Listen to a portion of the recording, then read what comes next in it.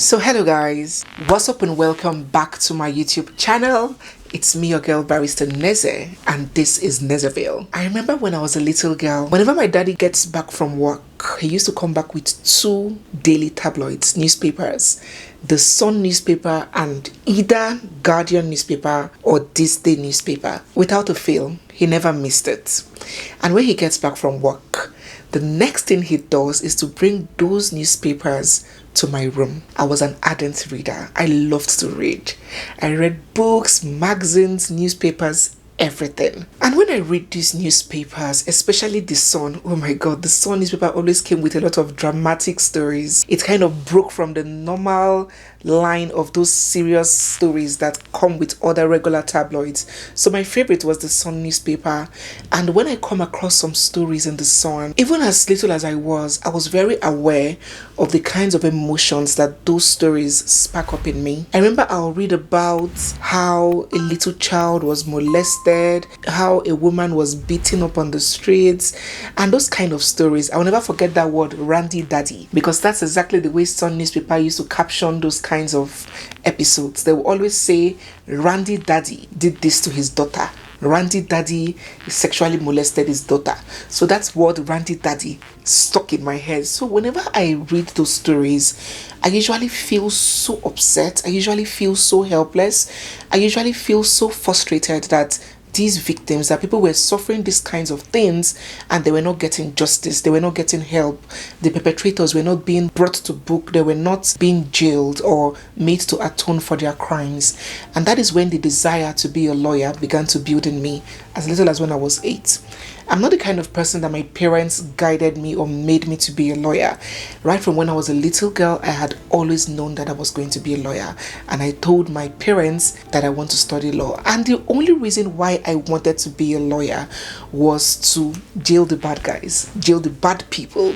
I'll always tell my parents that these people that do all these atrocities to children, they shouldn't be walking free. I want to be a lawyer, I want to be a judge, so I can put bad guys away. And coincidentally, my mom was a teacher, and guess the subject she taught?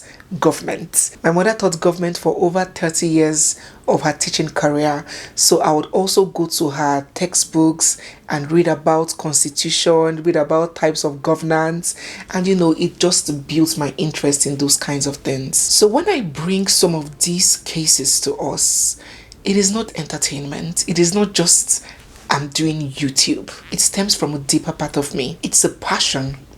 It's my cause. And I have always seen YouTube not as the end, but as a means to an end. A few days ago, I brought us a story. The story was not even trending on social media. For some reason, so many media outlets were not carrying the story. So it wasn't like a trending issue that I just wanted to jump on for the sake of algorithm. I just wanted to tell the story because I saw the injustice in the story and I wanted the world to know what was happening. So I brought the story to us of a 10-year-old actress who her mother brought all the way from Lagos State to Asaba to feature a role in a movie. I highlighted in that first video that I do not know the reason why this little girl's mother left her on set, unattended to or unsupervised. But the fact was that it happened. So somewhere along the line, after a particular scene, this baby was to change to another costume for the next scene. And the costumier on set, the person in charge of costumes on the Nollywood set there in Asaba, was this man, Prince. So Prince led this little girl to a room in the guise of changing her clothes. I also highlighted in that other video that I do not understand why the directors, the producers, and all other adults on set who saw that young man take that little girl to a room without company allowed it to happen in the first place. But again, it did. So he took the little girl to the room and undressed her in the guise of wearing her something else. And once he got her out of her clothes, he pushed her to the floor and violently stole her virtue. And the director was over there waiting. Change of costume that was supposed to take 5 minutes, it was taking 30 minutes. He hadn't come out. So he had to send somebody to go check up on them and tell them to hurry up. Time is fast spent. When the person he sent got to the room was locked and she was hearing the muffled cries of a child as though there was a hand over a child's mouth, stopping her from screaming. And the lady asked him what's going on there. He said it's fine, but she was suspicious. She alerted the rest on set and they forced the door down, only for them to see that this prince, Onyenwere, had done the unthinkable to the child. Blood everywhere and all of that. So he was handed over to the police, and much to my chagrin and the shock of many others, he was released and he's back on social media, posting and living his best life as though nothing happened. So after telling that story, I posted it on YouTube, I posted it on Facebook, I posted it on Twitter. I don't even use Twitter. I can't even remember the last time I posted there. I do not understand that platform really. But I had to go to Twitter because I wanted to spread the word as much as possible. I went to Twitter, I called out the guy, I took to Instagram, I wrote an open letter to the Nigerian police force, tagging the police. I tagged the police department of Delta State where this incident happened, calling out the police public relation officer in person of DSP Edafe Bright. I tagged all relevant ministries, agencies and departments. The NAPTIP, which is the department in charge of children and child rights and human trafficking and all of that. I tagged FIDA. FIDA is the Federation of Nigerian Women Lawyers. So I tagged FIDA, tagged several human rights activists. I also called out the Actors Guild of Nigeria because this guy describes himself as an actor and the costumier. So maybe he has featured in 1 or 2 movie roles. So he's an actor. And this incident, this crime happened on a Nollywood scene. So I tagged both the professional handle of the Actors Guild as well as the leadership of the organization, the president. I called out several media platforms to please spread the word. I called out several well-meaning and good-spirited actors and actresses who have championed this kind of cause in the past to please lend their voice and throw their weight. I was just all over trying to give this issue the awareness that it deserves. And I asked you guys to also tag them in the comment section. A very big thank you to those of you who joined in the cause, tagging these people in the comment section. If you're not following me on Instagram, that's why I always remind you, please follow me on Instagram, because these kinds of causes cannot be championed on YouTube. You cannot tag people on YouTube. You cannot spread the word like that and call people out on YouTube. It's Instagram and Twitter that these kinds of things happen. So thank you very much for those that are following me. My handle is at Nezeville, and for those that joined in the tagging and the sharing, because our efforts yielded some results. So a few hours after I made this publication, the police public relation officer of Delta States, in person of DSP Bright Edafe, responded in my comment section. Let me read his response to you. He said, "I am DSP Edafe Bright. Just sit back, relax. The next information I will post here, the revelation, will shock you guys." And I was like, okay, looking forward to your updates. So while we waited, I had already decided that if DSP Bright did not come with a response on time, I was going to petition the Inspector General of Police for him to be aware that some commands are releasing criminals back into society and bring him abreast of this story. I already started contacting several human rights organizations. I was doing some underground work to ensure that we get justice for this 10-year-old girl. I also came on YouTube, and in my community posts, I asked you guys, my very amazing subscribers, to please go to the DSP's Instagram page and go under his last post and start tagging him and asking him for updates. He must know that this is not business as usual. He's not just going to defer us indefinitely with a post and go under the rock. No, I asked you guys to go to his page and start dropping comments, asking him what is the updates, what are you doing, what's going on. And some of you, my beautiful ones, also did. Now I have to point out here that sometimes when I bring these stories to you guys, many of you come under the comment section saying, Barrister Neze, help out, do something. Look, I am continents away from my country, so it's not like I can just get up and go to a police station or get up and go to a court or issue an action. No, the power we have here is the power of this platform, the power of our voices, the power of social media. So when we come up with these kinds of cases and you are desirous of solution, you are desirous of intervention, when I come up with a strategy and I say, please go and do this, go and do this tag, go and call out this person, share the video. You cannot sit back doing nothing and drop it in the comments, oh, God will punish him, Barrister Neze, do something. It's a collective effort. So the expectation is that all of us put our hands together.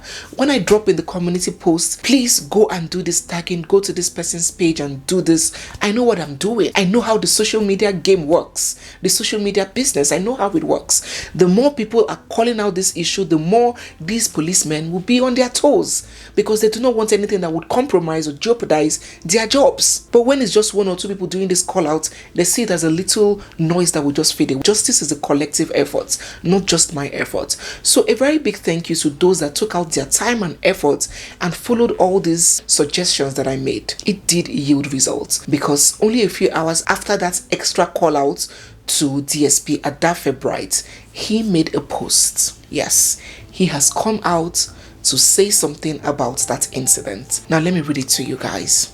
He said, regarding the alleged rape of a 10-year-old girl by actor Prince, I want members of the public to read how the mother of the victim compounded the entire case, stating that she and her family have forgiven the suspect. She refused to show up with the victim.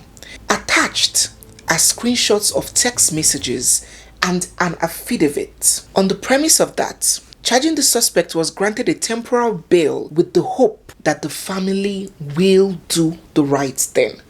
And he went ahead to attach screenshots of the message and the affidavit that this child's mother sent to the police. The first chat says, it didn't start from the beginning, it just continued as the child that was raped, a case was transferred to your station of defilement. I withdraw the case. I forgive C. Prince. I forgive C. Prince. And the police officer was calling the lady. She refused to pick up the call. In fact, she blocked off the guy. And he kept on trying to reach her. And he sent a text message. I'm calling in respect of the case of defilement of, stated the child's name. Kindly pick up my call. The case was transferred to the state CID in Asaba. And that was when the lady responded that she's not interested in the case. She's not interested in justice. That they have forgiven the guy. Now, she didn't state that I don't have the financial capacity. I'm stranded. She didn't state that maybe this case is affecting my child's wellness or mental health. I don't want to expose her to such issues. That was not her statement. She said that they have forgiven the guy. She and her husband have forgiven the guy. So I made extra move to the human rights activists that started handling this case before he withdrew. Let me show you guys what he had to say. Before I read to you guys what that human rights activist said, let me just point out this part of the affidavit. It says, I am withdrawing my earlier complaint due to the fact that the said Prince has shown remorse for his wrong deed.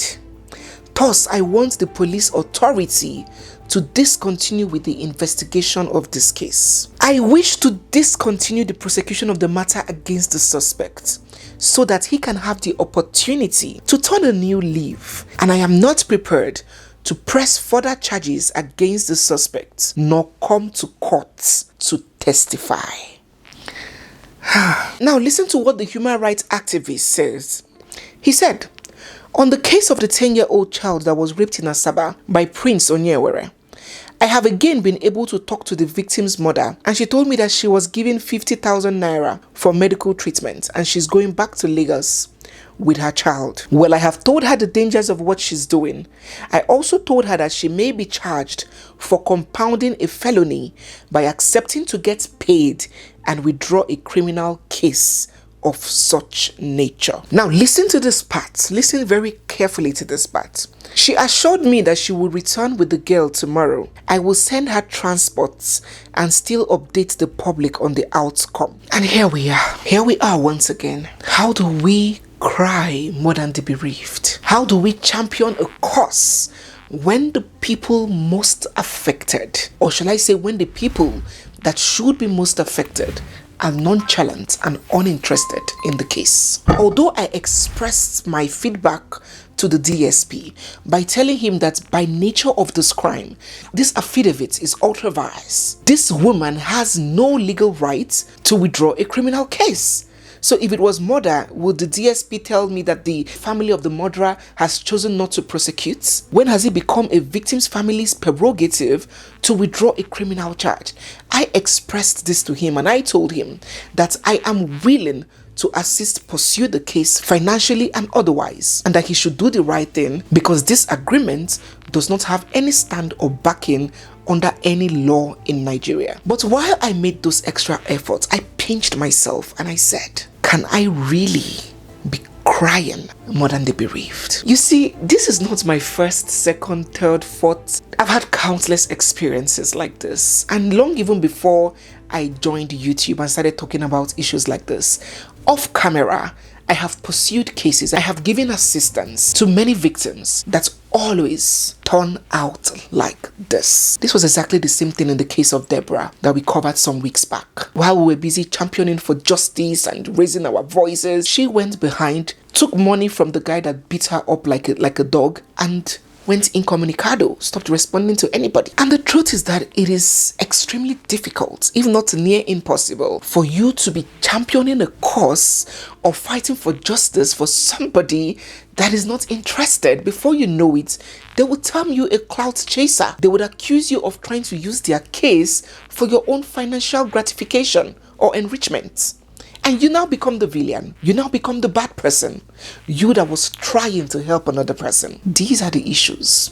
So it's not just about money. They don't have money. They don't have support. Even many women that go through violence and all of that, even when you support them financially, you're willing to establish them and give them a business, they will still take that your money and go back and make better fisherman soup for their husbands, for their abusive husbands.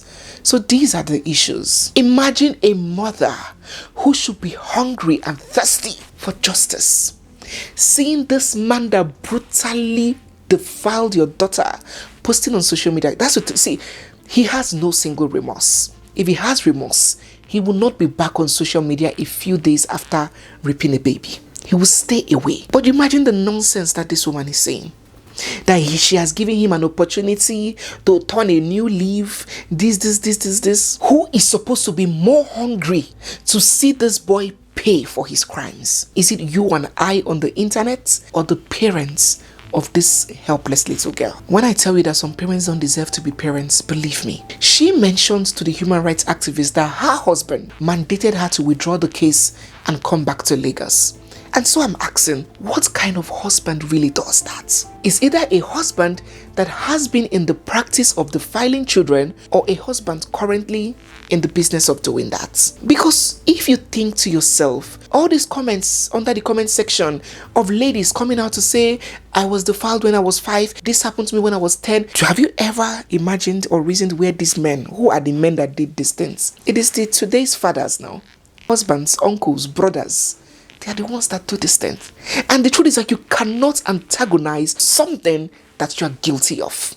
If I come here and I tell you a story of a woman who was dating 2 men and leading them on and broke their hearts, it is only women that do not do such things that would come out to condemn it.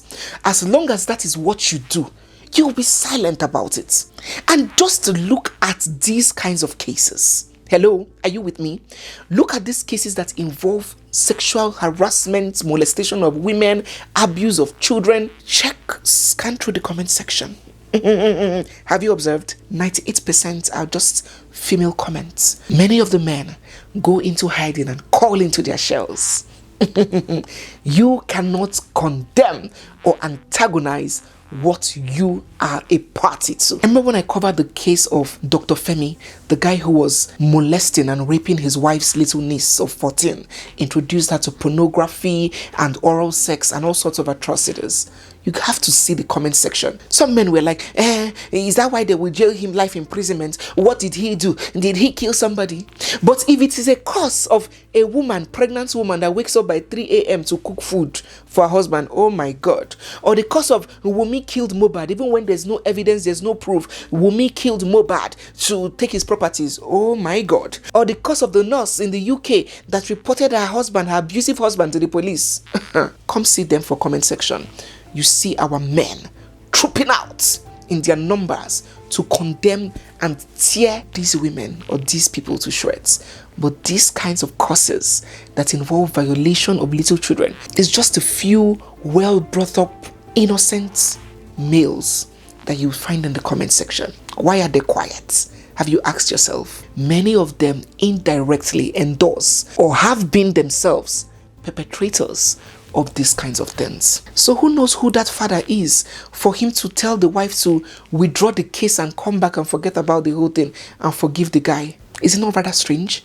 Because a father whose hands are clean, who understands the gravity of this issue, does not mind coming out on social media to cry for justice, does not mind selling his land or his properties or whatever he has to ensure that his daughter gets justice. He would understand that when this child grows up and thinks of the fact that something atrocious like this happens to me and the guy is going scot-free, living his best life and no punishment was meted to him, that girl will die slowly every day. She will not be able to live with the pain. But here we are. The parents have withdrawn the case and the police have told us that he was just granted temporal bail, that if the family chooses to do the right thing, the case would continue. That is the update. So yes guys, I felt it's my duty to update you because I brought this story to you. So that is where we are on this matter.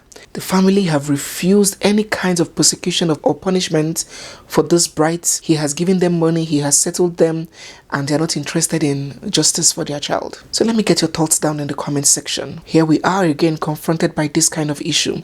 What do you think? Kindly drop all your reaction, feelings, and feedback down below. So guys, yes, we have come to the end of today's video. If you're new here, you're seeing me for the first time, or if you've been watching without subscribing, don't forget to hit the subscribe button, give this video a big thumbs up, drop all your comments down in the comment section, turn on your bell notifications, and stay glued because we have so much more coming your way. If you're yet to follow me on Instagram, very important, please follow me on Instagram at Nezeville, because that is where we will be able to champion these kinds of causes should they arise in the future. Thank you to all of you that have been throwing your appreciation for me and your support.